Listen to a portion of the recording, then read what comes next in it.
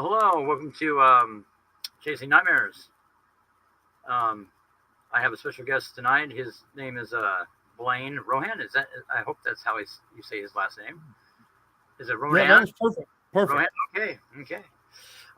Welcome to the show, Mr. Rohan. How you doing, man? Good. I'm doing good. I'm doing good.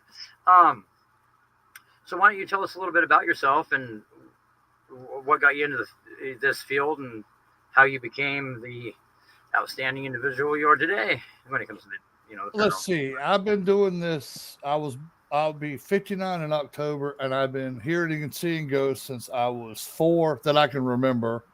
My first ghost I saw, we lived literally across the street from an old dilapidated graveyard. And we used to go in there with my grandmother and pick berries and plums and stuff like that. She make preserves and sell. Well, we were coming out of there one day, just me and my grandmother, and we live. The graveyard in my house is a real busy street because people come flying through there all the time. So, you look both ways before you cross. My grandmother went and crossed because she made me stay. She wanted to see if I saw what she saw. And then I just happened to turn to my left, and I see this lady in this beautiful white dress over a grave. She's just bawling. And being the little Southern gentleman that I am, I went up and asked her, I said, "Ma'am, are you okay?" And she looked at me, tears in her eyes still, I'll never forget this, and smiled and says, I'm okay now, baby. And as she said, baby, I watched her. She looked at me one more time, and poof, she was gone. And then I made my way back across the street to my grandmother, and my grandmother goes, "I knew you could see them. I knew." No, you got to understand, my grandmother was full-blooded Cherokee, so she thought that was the greatest thing that one of her grandkids could see spirits like she did. So did that alarm you as a child? Yeah, that'd be pretty alarming thing. I started investigating in California when I was in the Air Force out there, stationed at Norton Air Force Base. This is like 1985. And we had just watched Helter Skelter on TV, me and 3 buddies of mine. And I said, we're only like 60 miles away from there. And they're like, really? And it's a Saturday night. We had nothing else to do. Yeah, and we got in the car. And this is what we took with us, our first investigation. We had a Polaroid camera. We had a cassette recorder. And we had a flashlight that the military had given us to walk when we were in basic training. We called them Lackland lasers because it had a little cone at the end of it. It could be yellow, orange, or different color where you could see them at night. Well, that's what we had. And when we got up to where the house used to be where Sharon Tate lived, the house is no longer there. Terry Melcher, who owned the house, had sold it, and somebody bought both lots, bought the house next door, and they bought both lots. So they tore the Tate house down that was there. And we had been there maybe 5 minutes when an LA County sheriff came up to us and goes, "What the hell are you boys doing?" And this is before we even had a word for ghost hunting. I said, we're trying to catch a ghost. And he goes, "I get off in 10 minutes. Do you mind if I come back?" I'm like, "Hell yeah, you come back. I don't get arrested for trespassing. We're good." So he wanted to come back and join you guys? Yeah, he did. Right on. He said, I could take y'all to so many places. I said, "Dude, if our schedule lets us, I will be more than happy to go anywhere you want to take us because we're with you. We don't get in trouble." Right. So, yeah, that was my first experience investigating. So, how did that go? Did you guys capture anything? Oh, let me tell you, this is what I caught. It was so cool. All right.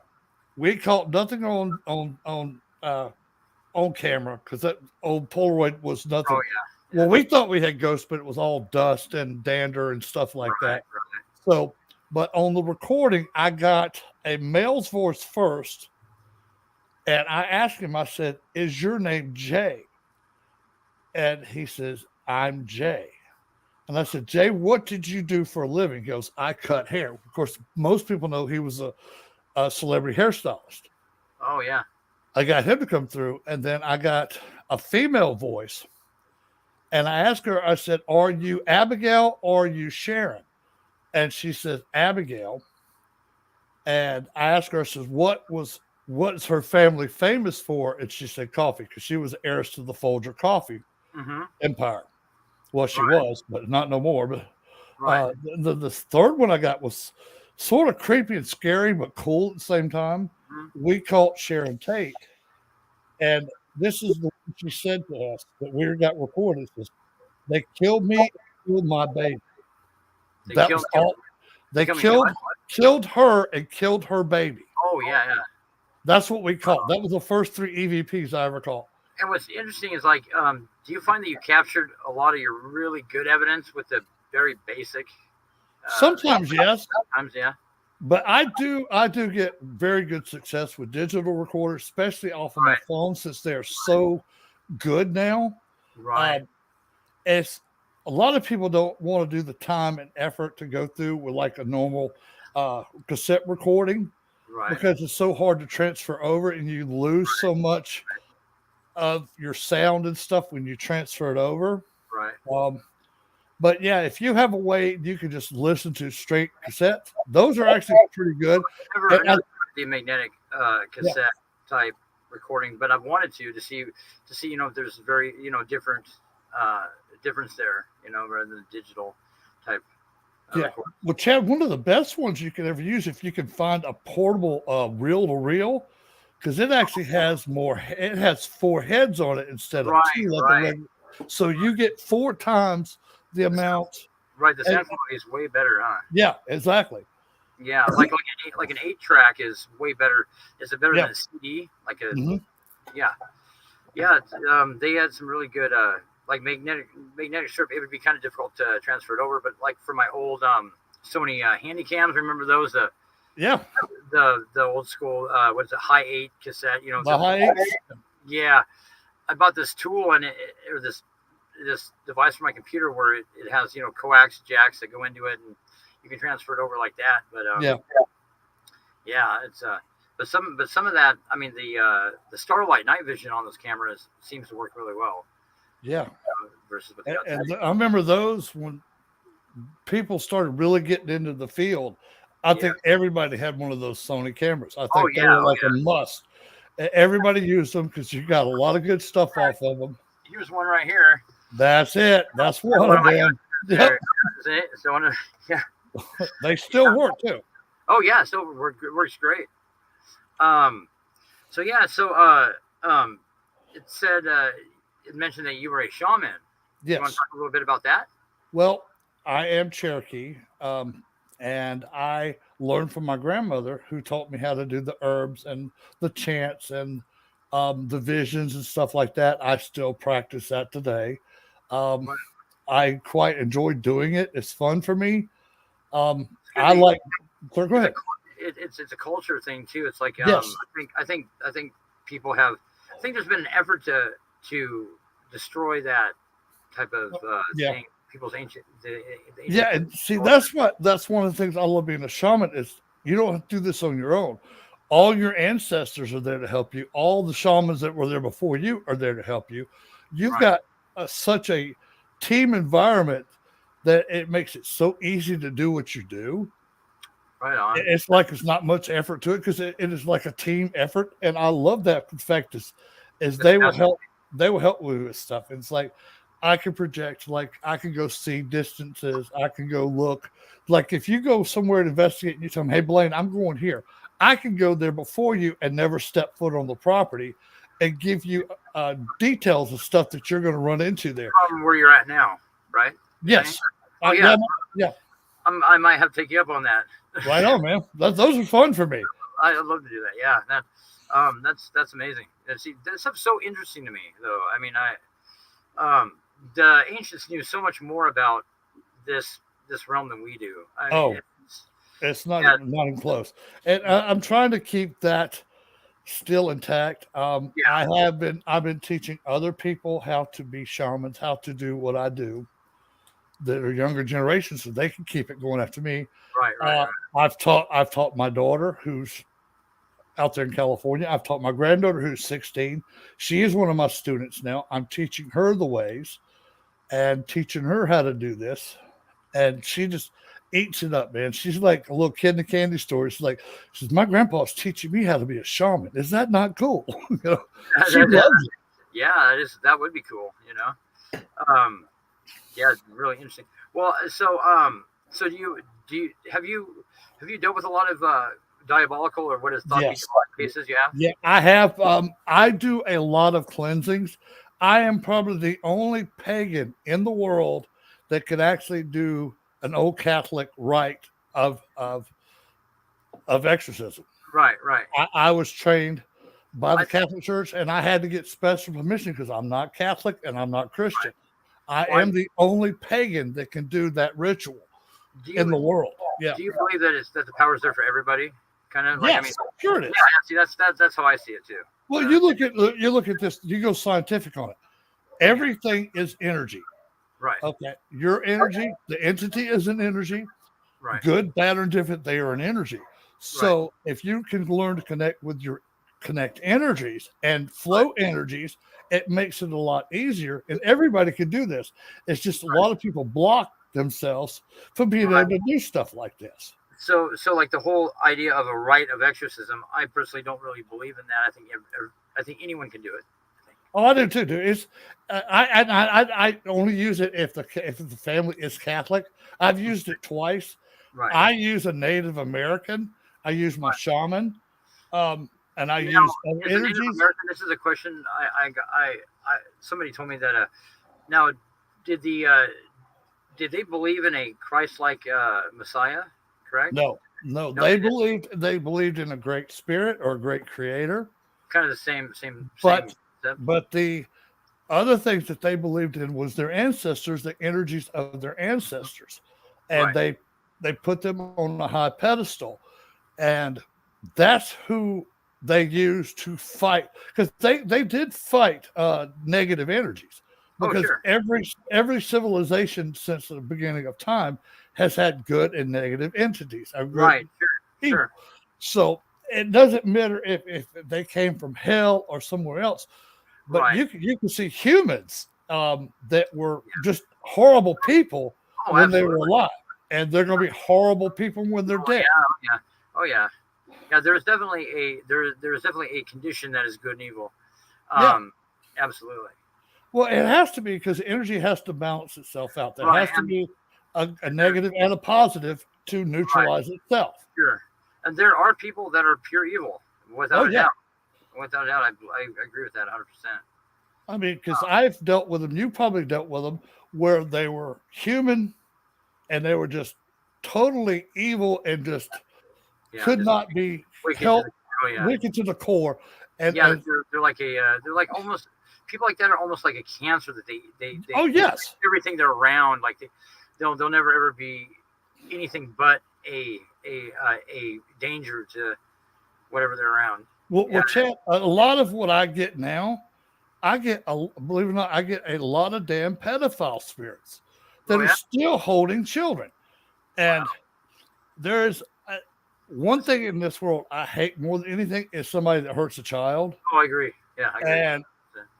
And that have a spirit still manipulate spirits of children and still make them go through that fear and anger every day. That I have fun with those. Well, yeah, they if I don't know if hell's a literal place or not, but if it was, that there would be a special place for people like that, Oh God, yeah, they would. I think Satan himself would be scared that they take over hell because they're so damn evil. They make him look like a saint. Oh yeah, but like in the long run, I mean, like I was telling Lee and when before the first show, I said I don't go to church because everything I like to do, I'm joking around, is sinful, wrong, or immoral. So I don't want to be a hypocrite, But I love it.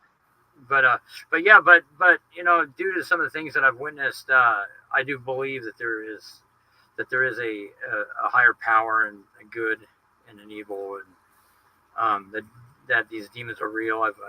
I mean, unfortunately, like I've seen a lot of evidence that where I can't really go back on it now. It's one of those things I can't say. Oh well, maybe it's something else. But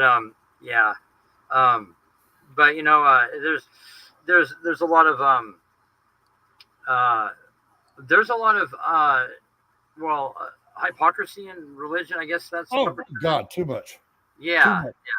I mean, it kind of sheds a bad light upon the whole belief in God, and because that's not really what the Bible teaches. And Well, like, I tell people, I said, I'm not religious, I'm spiritual. there you go. That's a good term. Yeah, there you go. And because spiritual is, I can depend on energy because I know it's going to be there. Right. And it's always going to help me to do what I need to do and help me help other spirits and the families that we're going to deal with. Because I know some of the stuff that we deal with, for us, is we go in there and we know it's going to be mad, it's going to be pissed off, it's going to be and I don't know if they've started doing it with you yet, but I go to a location, and the first thing I hear is what the F is he doing here? Oh yeah, like I warn people when they talk to me, like they'll get a hold of me about something that's going on, and I'll say, now you do know that there's things, whatever is in there isn't like, they're not liking the conversation we're having. So there will be a spike in activity, but that's a good thing, because that means that they're disturbed by the thought of, you reaching out for help. So, that's a good sign. It can be. But yeah, most definitely. There are things that don't like the conversation we're having right now. I guarantee it. I love it. I hope they don't. Oh yeah. It's one of the few things I still enjoy in life, is the fact that you can, that I can cause some kind of annoyance to things like that. Yeah. It's interesting because I have this folder full of where these things are threatening me by, stating my name and threatening me, which I guess that if these entities recognize you, that that's a real direct threat. But it's like, I like it. I love it. I really do. I love going to a place and hearing bring more, because he's here. Yeah. I'm like, we got a party going on. Let's go. The stuff that these things say is just ridiculous. Some of the things that he said. It's foul. It's humorous because it's so over the top. Chad, I count that as a badge of honor. Oh yeah, and I love getting new investigators, and especially back in the day when we actually used shack hack radios. This was the fun part for me. It was like, okay, if you hear cussing on that, I guarantee you that's going to be a spirit, because if it ain't over the airways, over the airways, it is a $750,000 fine for every F-bomb you drop. Right. You tell me any business that wants to lose $750,000, they ain't doing it. Validates the evidence right there. Dude. And like with the what is it, SP7? Is that the everybody's go to? I got a couple of those. You can get some pretty good responses out of that device. Chad, I'll give you a funny story about the SP7. The guy that invented Gary Galka, he invented the millimeter. Yeah. He was on an event with us at Sloss Furnaces, and he saw me with the shack hack. He goes, I could do better than that. I'm like, you're an electrical engineer. I think you can, buddy. So I was like, sort of goating him to make the thing. Sure. And I got his second one he ever made. He kept the first one. I got his second one. Yeah. That's an novelty. Yeah, that's cool. So it's less. I've never been to that furnace, but I've heard it's pretty active. Yeah, and I'll tell you something fun on the SP7. Yeah. After dark, okay, AM stations are required by law to drop their voltage and wattage down. Right. FMs are allowed to increase. Right. So I always tell people, if you're going to use an SP7 or an SP11, go to AM and go to reverse, because you're going to get a lot more interesting stuff on that radio. I recently, for whatever reason, I never used to use the AM. Yeah. But I started using it, and what I noticed is that there's a lot more responses on the AM. Yes, sir. Listen for them. There's almost like too many, to distinguish. Yeah, that's pretty interesting because I know that there's no radio stations out here where I'm at. There's one from the Dalles, and it's just you get, and it's the same voices too. It's the same group of entities that one of them sounds like a generic like Maytag, like on a Maytag commercial. Yes. Yeah, do you get that one too? Well, I do a lot. Just generic. And then there's always a few females that sound like they're in pain, and then But it's like but then there's the ones that come through that are completely and totally like ones that you don't hear all the time. And yes, yeah. So another one I like a lot too, and I'm not big on amps, but the necrophonic. I know the guy that actually designed that one, and he is an investigator. And that one I've seen some results from that one that were really interesting, very interesting. And what do you think of the Echo Box? I love the Echo Box. Actually, 3.0. Yes, yeah, that one. I've gotten some good ones with that one. That one's pretty good. With directly answering questions and relating. Yeah, so that's pretty amazing stuff. This is a really fascinating field, though. It is actually doing anything. It is so fun now to watch, especially because me and Lee and her husband Matt do a class. We teach a class on the paranormal at a college, and watching some of their reactions when they actually see how some of the stuff is really done and not what they saw on an episode of Ghost Hunters. Right. And they actually get to go on an actual investigation. It's like they're thinking, okay, where's the cameras at? Right. How come this is not over in an hour? Or, I get tickled with them. Typically, I really have boring investigations. The real thing's pretty entertaining. Actually, it's like for me, it is because I can see and hear spirits as well, and I'm an empath. So for me, everywhere I go is haunted. Right. So that's what makes it fun for me, and I get to go watch other people. I'll get to a point now where I'll just barely say anything and just observe what's going on around everybody. Watch how other people react to it. Watch their reactions to it, and I'll just go, watch them, I'll leave there and I'll call my name. And I'll just get up and walk out of the room. And then when the second of me hitting that door, it's like, Blaine, where's Blaine? They'll look at me like I stole something from them. I said, I told you it was going to happen. I think it's hilarious. So you're kind of like the paranormal bodyguard there, you know? Yeah, and this is what I think is funny. They don't know I can pick up energies real well. Yeah. And I'll tell them before we go out, do not give them your energy. There's enough energy around you, and I'll know it. Somebody did, and they'll start trying to. They're under the breath, like, here, take my energy. Blah blah blah. Yeah. And I'll go. I told you not to do that. I said, because they don't play fair. They're going to take the state of California. Okay, don't give them nothing. Right. They're there. Right. But there's still ones that do it, and I still get on some of them. Like, come on. The Ouija board is so dangerous is people put their hand on the planchette. That's my theory. Agreed. Well, you think about it. Everybody that touches that planchette has an energy field, okay? Right. They've got remnants of energy from everywhere they've ever been, their whole life, and all the energies combined into that little planchette.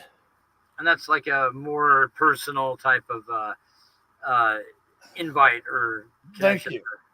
Yeah, I'm not a big fan of Ouija boards. I know some people love them.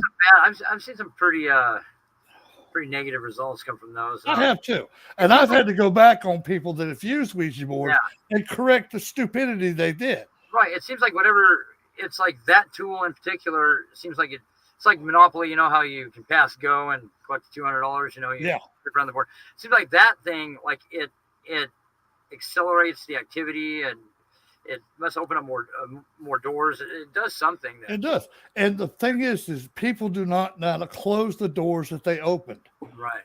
You probably had to do like I have, go behind several other investigators and they brought stuff into that place that was never supposed to be there and did not know how to close what they opened. Oh yeah, back. And then then they left the door open. Now everything and anything can come through there. You can get demonics through there. You can get elementals through there. You can get all kind of spirits that never even lived a lifetime, but they have energy and they've been around. That are going to prove you wrong, like they're thinking that they know what they're doing, so they do something purposely, like invite spirits to enter their bodies and like that. Yeah, I mean, I'm just the stupidest thing they can do. And you're like, okay, wait a minute, okay. Yeah, I mean, I use this analogy, Chad. I'm like, okay, if you're a serial killer and I just invite you into my house. Did I just not invite you to kill me? Pretty much. Yeah, pretty much. Or to That's what you're doing when you're letting these entities in. Havoc. Oh yeah, sure. Well, because like demonic spirits, their goal is to destroy you in more ways than you knew possible. Yeah, like exactly. Physically. Their whole goal is deception, dissension, and detachment, and then detachment. Yep. Then when they when they decide to let you die physically, that's the idea, is that then they'll give you that. They'll do you that favor. But it's like people don't understand like that these things are that evil that you can't give them any kind of an end. No, and all they're going to do is use everything they can off of that body. They're a parasite, and then once they're done with everything they can use with it, they're dropping you like a rock. Now you're just dead, and they go to the next willing, available soul. Victims. Oh yeah, sure. That's what they do. I mean that's what they do, and they don't divert from that either. Nope. It's like, yeah, it's and people don't. But I've had the people that are gonna, they think it's neat to say to be, that, oh well, I've done this, and I've I'm into devil worship or whatever. I'm like, well, I'd be careful with that, that whole. Yeah, okay. You're the biggest dummy in the world. Yeah, you're the biggest dummy in the world because of you have no self-control over yourself, that you're just a sheep instead of a leader or a wolf. Now you're just going to do what everybody tells you to do. Right. You're pre-programmed for this thing to come on. Oh yeah, easy. Well, you're giving me a free gift. Thank you. We used to call them ducks when we played pool. Yeah. The for sure shots everywhere. Yeah. Yeah, that's like the demon's ducks. It's like, oh, those are for sure ones there. Yep. But people are just they don't take it seriously. Some people, and and the thought that this is a harmless field to be in, or a harmless hobby, I think is not the right impression to be giving people. It's really, there are risks, here. Oh yeah, I mean, every day, even for people like us who have done this for a long time. Oh, sure. I try to tell people, look, luckily I am so well protected by my ancestors and spirit guides. Right. Now they're not going to hurt me, but they will go after people I love. Sure, yes. I watched that for a pure fact last year. That me and Lee and Matt were a conference down in Alabama, and we had this Ku Klux Klan outfit that we didn't own it. It was there as an exhibit. This damn thing, that suit, like the guy that wore it alive, he was a murderer, he was a rapist, he was a child molester, and he was a deserter from the Civil War. He deserted. Right. And he only did the things he did because he had other people show him how to do what he did, and he took it to a new level and overdid it. Well, this is what happened when I was putting a bonding on that suit. Mm-hmm. It attacked Matt. Right. Somebody's a vulnerable person. Well, Matt's stepfather was in the hospital at the time and had just coded. Oh, okay. And this thing went after Matt's stepdad. Right. Matt's using every energy he has to protect his stepfather. Right. And then it made the mistake of saying it was going after my wife. Okay. And I was like, okay, dude, let me tell you how this goes. I don't play fair, for one. I said, if you step 1 foot in my yard, I have more protection around my yard. It'll be the last mistake you ever make.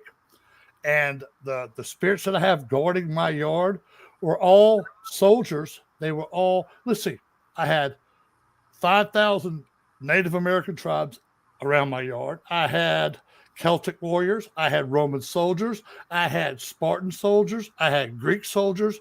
I had Viking soldiers. I said, do you really, really want to play with me, young man? Because the guy was only like 35 years old when he died. Right. And he tried, he went to the house. Really? And I could tell you this, he popped back where we were within less than half a second. Oh, yeah. His exact words when he came back was, I ain't dealing with that shit. I was like, I told you I don't play. I said, now you really want to play? You done pissed me off. Oh, yeah. And I looked at it. I was binding it back to the suit again where he could never leave it. And I have a bear and a wolf as my spirit animals. Yeah. All I said was, all right, you made your last play. I said, now you get to play with my bear and my wolf. They don't like playing. They will mess you up. So you might know a little bit about one of the clips that audio clip of when I talked about discharging the weapon to scare off what I thought was a wild animal. Some kind of primal type spirit, some kind of wolf spirit, actually, like there was a rumor that the Native Americans used to worship this spirit. Do you know anything about it? I do. There were several that they worshipped, that they would give them their own way, and actually, because they didn't want to have to actually deal with them, so they would give them food, they would give them territory, and not go in their territory. And it got to a point where it wasn't enough for that spirit. It wanted more and more and more that they were not willing to give. People let this thing possess them for like in battle and stuff like that. Yes. Yeah, you'll have to hear the audio. I can't wait. Why don't we play that one? Yeah. Why don't you play the Liberty Bond audio?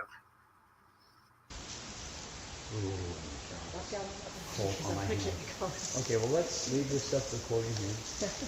Okay? Thank you, Fido. You heard that shit? Yeah. That's fucking crazy. What is? Oh, yeah, it's because the boogeyman's here. Happens about every time.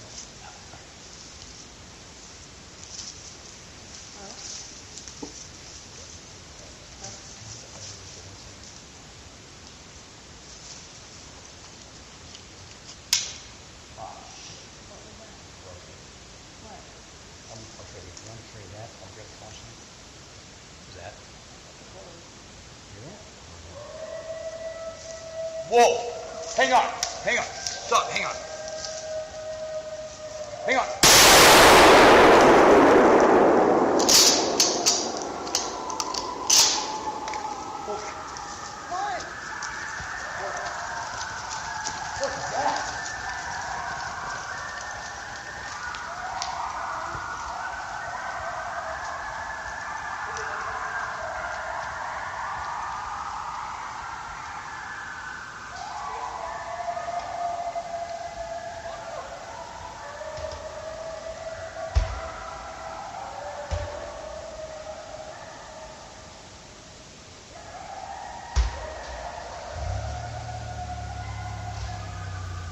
That's them leaving, by the way.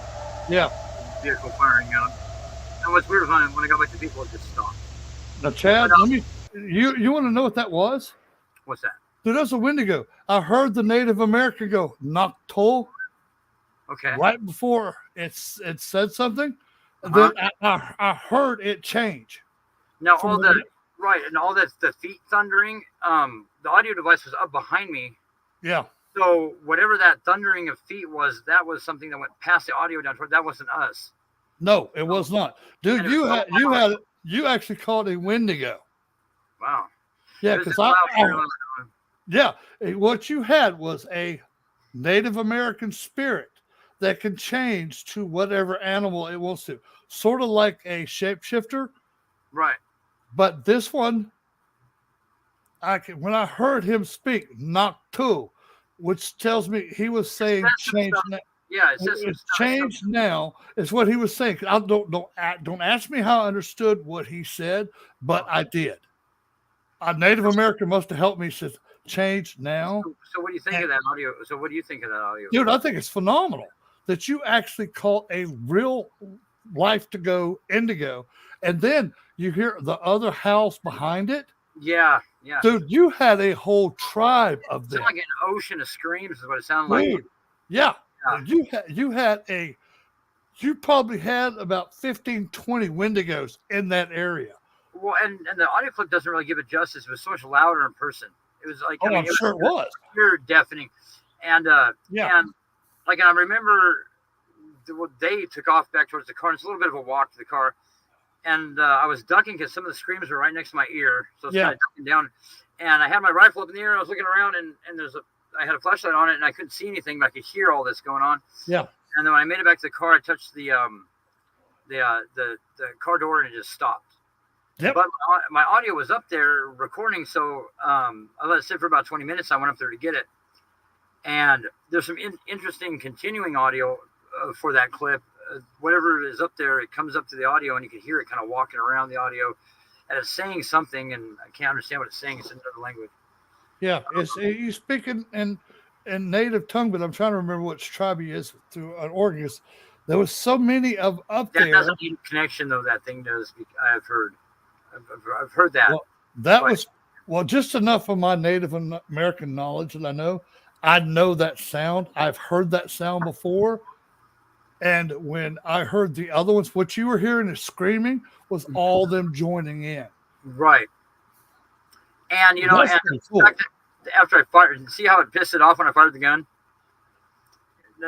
You pissed it off, and now that's why you started hearing all 15 to 20 of them things going off, because they thought they were being under attack. And it was almost like, you think you can kill me with that gun or something. I mean, that's the idea. Now, I remember when I first turned around, when the first howl happened, turned around, and there was like some black fog I saw, like kind of blocked my flashlight out. Yeah. And we later captured it. As a matter of fact, I sent the file was too large to send over email, but I sent it to Gwen's Facebook, over Messenger, and I wonder if she can dig that up and play it, or because it shows we captured exactly what I saw that night at a later date. Right, I've been up a lot of times trying to. Yeah, what you're probably captured there with the dark was them actually manifesting. Manifesting, yeah. Yeah, they were coming from that. The rumor is it's cursed. Dude, that place is cursed big time. And then it has to do with the Native Americans and the U.S. cavalry going through there. Oh, dude. Oh, yeah. Something like that. Yeah, because they're coming over from a different realm into our realm. I love the fact that they can go between all realms that they want to go through. Yeah. And the town was really weird. The town was a booming town back in the early 1900s, and for reasons unknown, they abandoned the town and left. And it kind of, there's very little record on it. Yeah. But the rumor is that they fought the natives up there. The U.S. cavalry did commit some very heinous atrocities. Oh, of course they did. Yeah. So, but yeah, and that thing is interesting because it's never done that. It hasn't done that since, but it's done other things that have been pretty interesting. I've camped up there overnight. I want to come up to Oregon now and go hang with you, brother. Yeah. God, we'd have a blast. Oh, we would. We'd have a lot of fun. I guarantee it. I mean, it's this thing, whatever's up there, something completely different than what I usually deal with, you know. And I can tell you this: a Wendigo, like a shapeshifter, can do good or it can do very bad, right? Depending on the situation it feels it's in. Well, people have like vanished up there too without a trace. Dude. Wouldn't doubt it. Would not doubt it, man, because they get in the territory, right, of those things, and they are very territorial. Very territorial, yeah. Yeah, especially even as spirits, they still had that territory when they were alive. Now it's still their territory, right? And they're very protective. I remember being excited because I figured out, you know, I'm like, hey, I found out what scared the loggers off. You know, I was joking around, and the two people that were there with me during that whole incident, one guy had been investigating with me for like 20 years, and that was it. He couldn't do it anymore after that. And the other person that was with me, it gave him like, it permanently like traumatized them dealing with that whole incident. Yeah. Pretty interesting. Oh, and something else, there were drums, Native American drums. Oh God, yes. Yeah. Dude, that is so cool because I love hearing spirit drums, and I get very calm, very cool, and I feel like I'm in my element, even though I was not a member of their tribe. Right. It is almost that like kindred spirit between like Right. Like soldiers, like I might not know you. Common You people. fought here, and you fought here, but we come together. We got that kindred spirit because we both served. We both were soldiers. That kind of thing. Right. And if you speak respect to Native American tribes, they will be the best friend you ever had. Oh, yeah. If you Oh, yeah. piss them off, they'll be the worst enemy you ever had. No, exactly. Yeah, they either like you or they don't like you, and I'd rather have them like me. That's for sure. I tell you, I do with them, Chad. As any tribe, any place I'm at, first thing I'll do is share tobacco and smoke with them, and I'll tell them I offer up this tobacco and smoke as an appeasement to you. I mean no harm. I am a brother. No disrespect. Yeah. No disrespect. I am a brother. Can you watch and protect out over me and my people I'm with? And then I will thank them. I will thank the Great Spirit for letting me be there. I thank the spirits of the natives that are there. And I have got the best results doing that. I have to remember. That's good advice. I have to remember that. It takes you like 3 seconds, dude, to say, I offer up this tobacco and smoke for you. And take this as an appeasement for my brother. That's the last thing that I'm out to do is to offend anyone. You know. Yeah. I mean, that's my intentions are not to offend anything that isn't deserving, like what we were talking about earlier. Yeah, exactly. Because I'd rather the natives on my side, because they will help protect you. If somebody before you pissed off the natives up there and pissed off other entities that are there, oh yeah, they will help calm the situation down. But yeah, you do stupid things. You go find stupid stuff. Yeah. What is it? What is it? A stupid? What is that about? Earning stupid prizes. It's a saying. Play stupid games. Is that it? You win stupid prizes. Win stupid prizes, yeah. And these can be very detrimental. Because I had a case in Florida where these stupid teenagers dug up a grave of a Native American person and took the skull and bones out of the grave. Well, and wondered why shit was happening to them in their house. Respect you can possibly do. I made them take those bones back. I made them put it exactly back where they found them, and I made them I made them go buy a carton of cigarettes and dump every piece of tobacco in that grave. That's one of I can't stand people that do that kind of crap. Oh, I wanted to beat them. I wanted to literally beat them to death. There's a lot of Native American history, of course, here too, and you'll hear about people doing that, and they decimate graves, and it's like, how would you feel if somebody dug up your great grandfather? You know, and that's I wouldn't like it. I wouldn't like. I mean, the people that did it, and it's like it's like what an act of disrespect. I mean, I know. And people like that, it should just you can't legally kill them, but you ought to be able to just beat them to into their life. And put them out in the public and cane them and tell them what you did. Oh, sure. And let the family of that person, his descendant, get the first licks in on you. There you go. That's what we say to there. Well, there's some pretty stiff penalties or punishment for that here. Here too. The thing is, if they get caught, doing it. But if they do something like that, I'm sure that they've really opened themselves up to some unpleasant activities.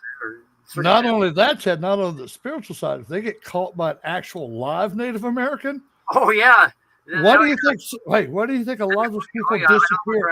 I can tell you, those people can find a way to get rid of you that they'll never find your body. Sure they can. And they take that stuff very serious. And you should. People. Of course, people should respect other people in all fashions, and that's the way we all could get along a lot easier, it's a shame. It's too bad. And I love the clip you got, dude. That was an excellent capture.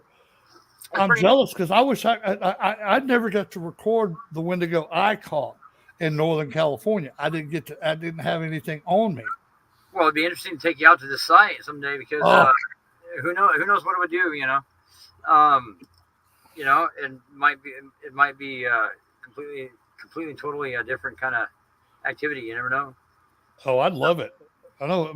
I'll have to talk to Lee, and Matt says, "Hey, we need a road trip to We'll have Oregon." to do that, man. There's a lot of places up here, a lot of locations that are like that, interesting like that. Yeah, you'd have a blast, I'm sure. Oh, I love it too. Plus, you get to be in nature too. Oh yeah, And, this is the middle of nowhere. This is like way up in the middle of nowhere. that's the way I like it. I like out in the woods, and you're just with nature, and you combine with nature, and you enjoy nature. This location is it's the whole region has got like a reputation for being haunted. That's beautiful. But it's awesome. I mean, it's definitely it's these cases are they're exciting. I mean, they're just it's they're pretty thrilling, man. I mean, like we'll have to get you guys up here. So, definitely. And you know what's cool about that place too is you got at least 30,000 years of history, if not more, on those lands with the different tribes and and all the stuff that went on then. Here in the Columbia River Gorge, like there's some of the oldest North American human inhabitants dates back to some locations here. Yeah. Ended up near you, there's like well, I'll take that back. That's actually in Northern California. There's a 10,000-year-old sweat lodge up there that I've been to. It's pretty cool.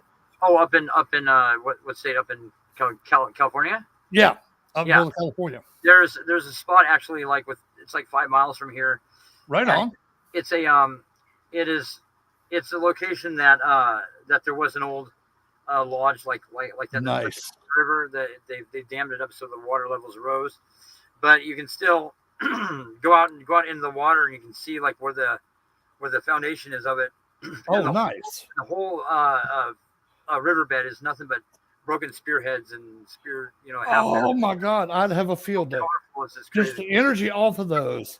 I love them. I make jewelry and stuff out of the arrowheads and stuff. I make pendulums with them. I make necklaces with them, and I use the energy that the people use to make them.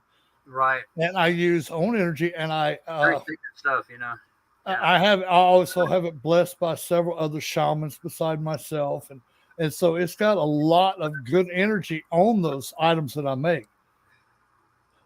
Yeah, there's a lot of neat stuff, and I've done a lot of hiking and exploring around here, and I found some really neat stuff when it comes. Like I found some really neat caves and stuff that I haven't disturbed. Oh wow! Never gone in there to disturb them because they probably were burial sites, Yeah. And just some really neat stuff. Now, if you do decide to go into one, just tell them you're there for no disrespect. You're here to show honor. Right. And you'll be fine. Oh yeah, I talked to some of the tribal police that were around the area. Yeah. And they have trouble with rattlesnakes in these caves, and I'm a snake handler.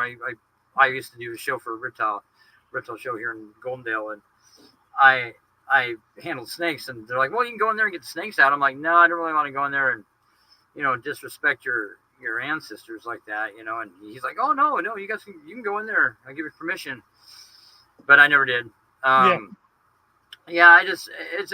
some of the stuff that's, a lot of people don't get to see that stuff, Yeah, exactly. See, I love stuff like that because that's actual history. Oh yeah, very much. And it's tradition there. There's ritual that was done there, and all that stuff, the great energy coming out of there.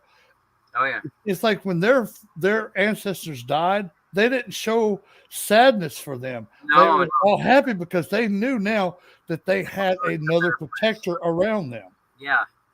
Yeah, it's like I was joking around with somebody the other day. It's like, man, I'm going to be hanging around here. I'd be out, I'd be like, see, I'm just joking around, like if something happened, Yeah, but you got to love the field though. Let's see. Is there another one that you might be interested in? Let's see. There's one of a home that a friend of ours remember back when she was a little kid. Her cousins lived in this house, and it was so haunted that they wouldn't go upstairs in the house, and then it was supposedly this little girl, but it really wasn't a little girl. Yeah.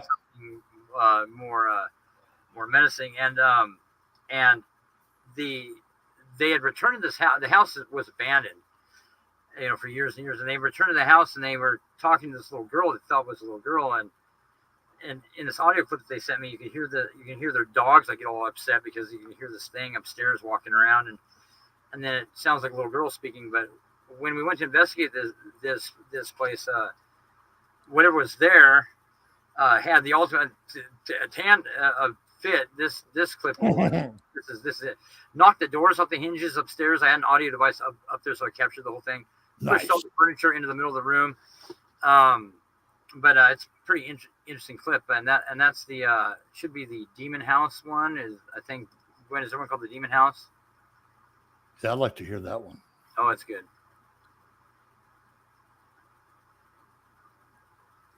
Hey guys. No, I don't see a Demon House. I see Demon Hitchhiker, the library one, and the one we just played. Oh shoot! Really? You didn't get the other one? Okay. Well, hey, why don't you play the Demon Hitchhiker real quick, and I'll send you the other one. Okay, that'd be good. Okay. Now this one's the thing in the back seat.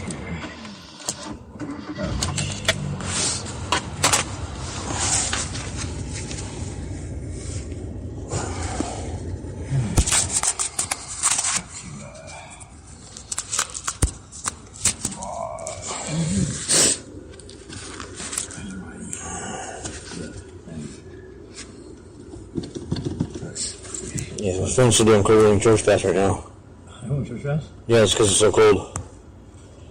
Are we moving? Are we creeping along? No.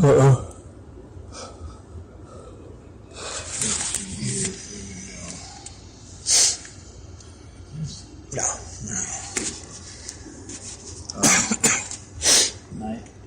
Harder her. I'm gonna go to. This is his name.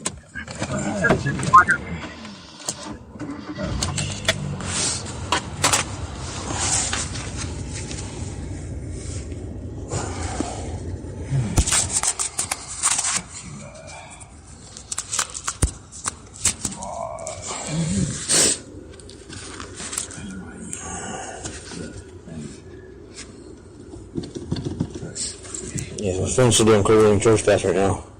Oh, church bass? Yeah, it's because it's so cold. Are we moving? Are we creeping along? No.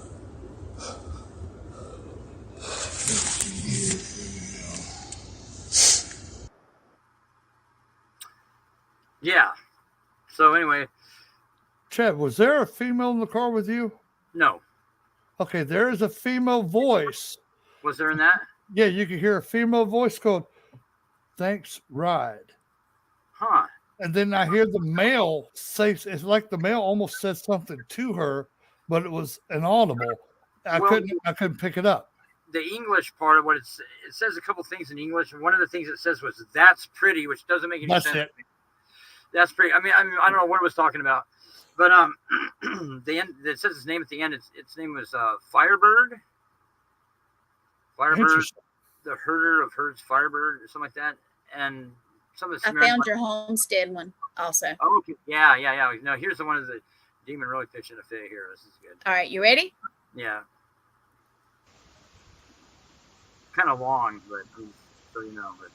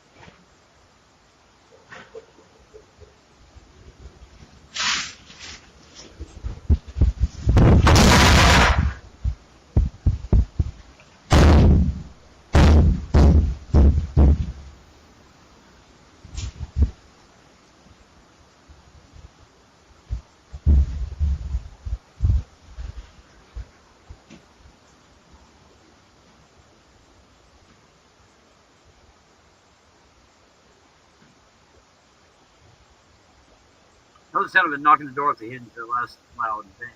Oh yeah, he was grunting and growling, Oh yeah, oh yeah, having a ghetto hissy fit. oh yeah. He was having a good one. Yeah. It almost made me laugh. It's like you Oh, can no. hear him rumble and grumble. You hear him stomp, dom, dom, dom, dom. Yeah, it sounded like somebody driving a bowling ball. So it sounded Yeah, like, but, that's what I thought at first. It's like, yeah. what is he over there bowling for bucks?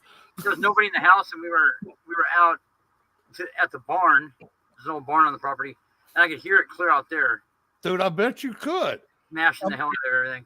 Dude, Yeah. I mean, it was funny hearing him grunt and growl. Oh yeah, they were entities that do this. Where it sounds like a switch, like if somebody took a willow switch and whipped it in the air. It's like makes a little. Dude, noise. it did.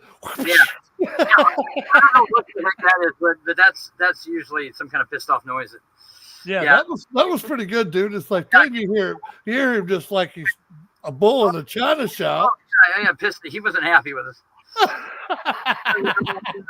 It's not, the thing can't take a joke. It's not our fault. Dude, he didn't. Dude, he was like, Take it easy. because he was pissed off.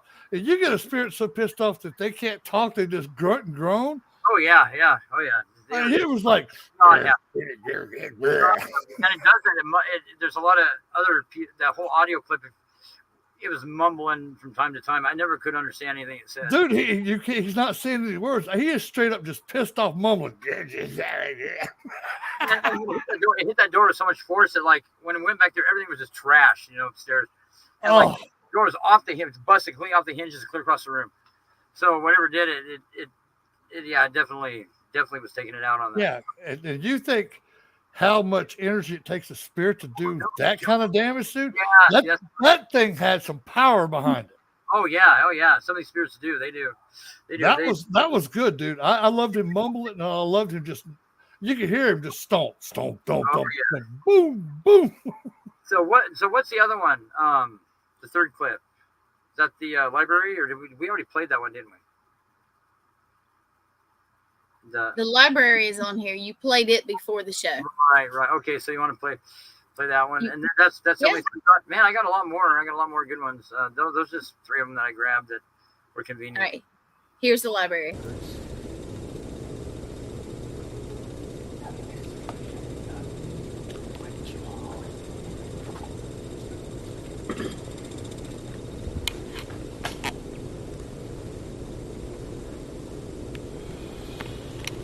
There you go. That was our boogeyman right there. Okay. That was downstairs. No, what?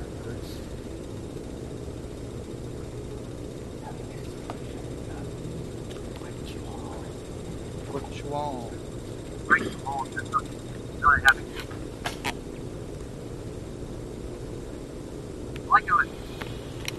There you go. That was our boogeyman. You ever get those people that are with you that they're in denial of what's going on? So they Oh, go, dude. that was downstairs. Dude, Well, that was twice the spirit said, "What you want? What you want?" Well, and then it kind of combined the two lingos. Like in the very, very beginning, it goes, "I'm pissed at you now," and that's what it's Yeah, I'm saying. pushing you now. What you want? What you want? What you want, or is that what it's saying? Yeah, I thought- what you want? Break you. Anyway, it was not happy. It wasn't happy. No. And I just thought it was funny. What you want? Well, what do you want? What you got? yeah, that thing. What's funny is that thing is still there, and I'd like to go, mess around with that. But that thing actually did follow me home one time because I made the mistake of. That's when I first started doing this. That was one of the first cases I did, and Chad, stick your hand out. Bad Chad. yeah. Dude, I tell him when I leave, I said, look, it was Well, nice visiting you here. You are not allowed at my house. And if you do come to my house, you won't like what you see. Right, You'll yeah. be right back. But see, you don't have the protection stuff that I do. So Well, you gotta be firm with this. Look, I've had enough of you for today. Go home. The Right. technicality of the whole thing, like, because I said, I go, hey, do you miss me? Why don't you come over to my place? We'll get caught up on old times. That was a mistake just saying that. Or if you're gonna do that, say at least you bring the beer and some good Right. cigarettes. Now I can't get anything to follow me home. That's But good though. but You it's don't like, want it. the thing, like, it wasn't hard to get rid of, but it just took the opportunity, Oh, they will. Oh yeah, some of them will. And like with some cases, like if people are really afraid of what they're dealing with, I'll verbally invite whatever's there to come home with me just to show them it's not that big a deal, you know. Yeah. Now, Chad, one thing I would suggest that you do for yourself, call upon your ancestors, because every person has 7 generations, mothers and fathers side, that are always around you. Whether you want them there or not, they're going to be there. Okay. Right. Call upon them when you go to some of these places, and you'll still get your activity, but you'll feel a lot more essence of safety for yourself, even if you don't actually think that, but in your subconscious you do. Right. So yeah, call upon your ancestors, dude, and you'll be surprised at the stuff you still get. It'll be amazing for you. It's true. It's true. I've learned. Yeah. Hey guys, I hate to break it up, but it is an hour already. Hey, it was great. Yeah. You too, brother. Thank you for coming on. Appreciate it. I will have to do a nerd trip, but see, the only problem, your schedule time is 4 o'clock my time, 2 o'clock yours, and I don't get off work till 4, so I either have to do it on the drive home with you. We'll have to figure something out. Find another holiday that I'm not working on Monday. We'll have to come back and do it again. Some special shows or something that we can. Yeah, and me and Leo have you on our show because ours is a little bit later for you. So yeah, that'd be cool. Yeah, because we do ours at like 4 o'clock your time. Right on. And we do 4 to 6 your time. So we might have you on our show. That way we got 2 hours. We can talk about all kind of stuff and play some more of those badass clips you got. Yeah, I got a lot more. I got videos that are pretty good, really good, actually. Hey, thank you for coming on, man. It was a great show. I had a good time. Hey, I appreciate you. Y'all have a great one. I'm gonna go eat me some roast beef. Bye, everybody. We'll talk to you soon, Blaine. Okay, that's a wrap.